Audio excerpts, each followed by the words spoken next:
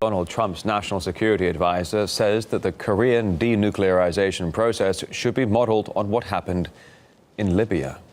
Will President Trump insist that Kim give up, ship out all of his nuclear weapons, all of his nuclear fuel, all of his ballistic missiles before the U.S. makes any concessions? Yeah, I think that's what denuclearization means. And we have very much in mind the Libya model from 2003, 2004. Well, it was back in 2003 that Libya agreed to eliminate its weapons of mass destruction.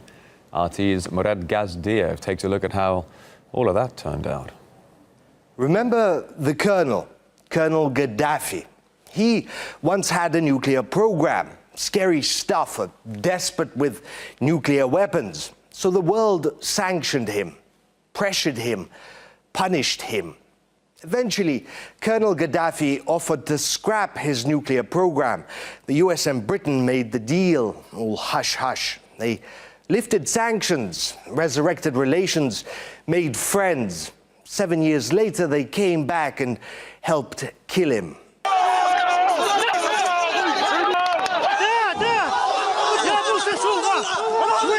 He died painfully, tortured, alone in the desert, his army having been obliterated by the US, Britain, and allies.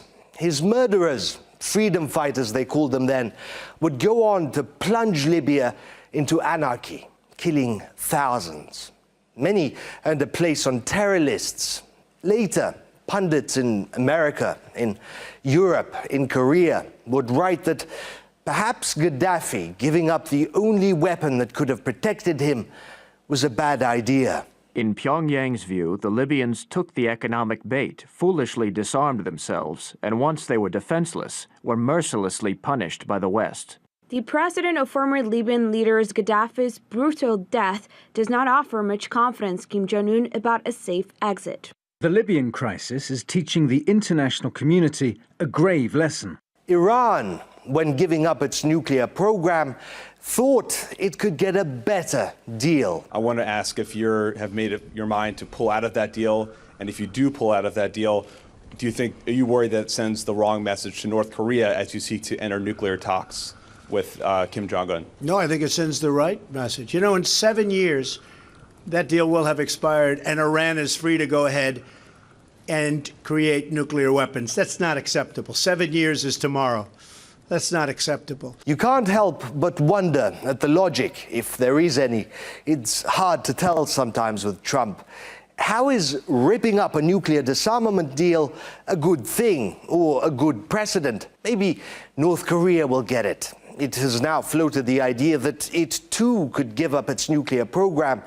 It is important to be positive, optimistic, look forward. Don't think about what happened to the last few guys that gave up their nukes. Maybe Mr. Bolton didn't think about what he was saying. He does want North Korea to disarm, right? Not grow its nuclear arsenal and paranoia.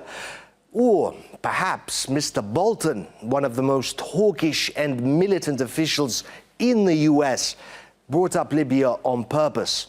It seems like they're telling the North Koreans don't disarm when they do that. Because, of course, North Korea, like Iraq for that matter, disarmed, and then the U.S. invaded them and destroyed them and killed the leaders and killed all the people in the ruling circles. So you can't really tell Mr. Trump, can you? I mean, he's at one moment endorsing peace, at another moment he's telling Mr. Kim that he's going to be sodomized with a bayonet like they did to Muammar Gaddafi, or hanged as they did to Saddam Hussein.